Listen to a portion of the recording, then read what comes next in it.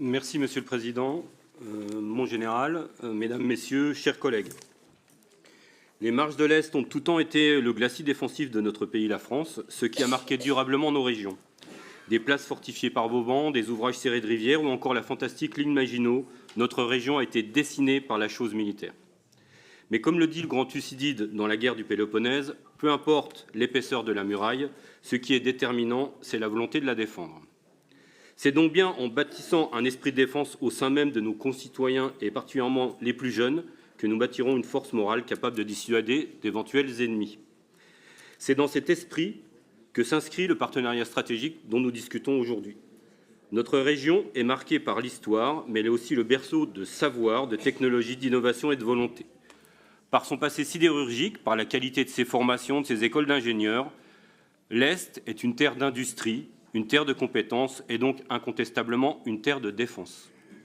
Notre région dispose de tous les atouts pour devenir une des régions leaders dans le domaine de la défense. Tel doit être notre cap et ce doit être notre ambition. D'autant que les besoins des acteurs de la BITD France sont considérables. Pour cela, et pour renforcer notre autonomie stratégique, les industriels cherchent de nouveaux sites pour s'implanter, des nouveaux territoires d'accueil, où ils pourront développer leurs outils de production. Ils iront et choisiront là où ils trouveront un environnement économique favorable, des collectivités prêtes à les accompagner et des élus conscients de ces enjeux. Or, même si cette feuille de route constitue un premier pas, les effets d'annonce et les mesures gadgets ne pourront pas suffire. Ce qu'il faudra, ce sont des mesures concrètes, réalistes, ambitieuses pour bâtir ici, dans nos régions, un véritable écosystème de défense attractif. Avec ses 23 régiments de l'armée de terre, ses 2 bases aériennes et plus de 36 000 personnels civils et militaires, comme ça a déjà été rappelé, notre région a toute sa part et toutes les cartes en main pour devenir le fer de lance du réarmement français. Pour mémoire, ce réarmement, le Rassemblement national l'appelait de ses vœux dès 2017, et souvent sous les railleries et le mépris de l'ensemble d'autres groupes politiques. Nous avions réclamé à cette époque une augmentation du budget de la défense de 3% du PIB. Que de temps perdu pour nos armées et nos industries. Aujourd'hui, enfin, chacun reconnaît la nécessité de cet effort. C'est pour cela que notre groupe a voté à l'Assemblée nationale, d'ailleurs, la loi de programmation militaire dont nous surveillerons la mise en œuvre et surtout le fait de tenir les délais. Mais si nous voulons être à la hauteur des enjeux à l'échelle régionale, il nous faut aller plus loin. Il faut un plan d'action que nous vous proposons d'ores et déjà, nous l'avons transmis dans le cadre des préparations de cette convention, avec 10 mesures très concrètes que je développerai très rapidement, mais bien sûr qui pourront amener d'autres commentaires.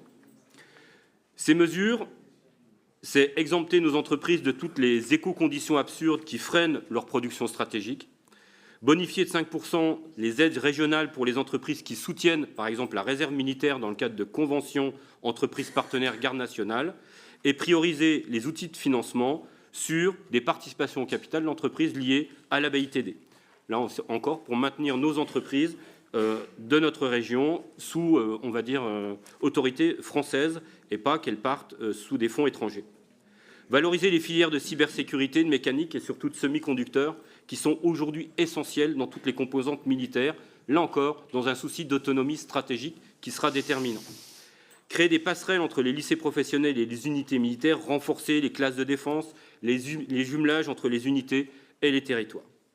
Faire vivre un véritable esprit de défense dans les lycées avec des formations, des interventions un peu plus systématiques, notamment des réservistes, dans le cadre de comités armée-jeunesse qui sont actuellement en train de se mettre en place. Aussi favoriser des initiatives comme les cadets, par exemple. Faciliter l'engagement des agents régionaux dans la réserve opérationnelle en adaptant peut-être leur temps de travail et puis peut-être en leur accordant, c'est une possibilité qui est offerte, une disponibilité plus grande pour ces activités de réservistes. Associer des officiers et des sous-officiers au Conseil régional des jeunes pour transmettre la culture de l'engagement, créer des clubs défense régionaux, des bourses d'emploi pour les jeunes réservistes, afin d'ancrer ces esprits dans nos territoires. Sanctuariser 5 à 10% du budget formation pour bâtir une filière d'excellence défense-industrie dans le Grand Est. Et enfin, mieux communiquer sur les carrières militaires qui offrent à nos jeunes des perspectives d'avenir, de savoir-faire et de fierté nationale. Et vous le savez tous, chers collègues, le Grand Est est un creuset de recrutement pour nos armées extrêmement important, que ce soit la marine, l'armée de terre ou l'armée de l'air. Ces positions sont simples, elles sont pragmatiques, immédiatement applicables, elles viennent en complément de sujets déjà abordés, mais elles traduisent une conviction. La défense est un enjeu de territoire, de volonté, de force morale et de patriotisme. Notre région a les moyens, les talents et la légitimité pour redevenir un pôle stratégique majeur de la défense française, à condition bien sûr d'en avoir le courage politique. Il faut, chers camarades et collègues, que nous en ayons le courage.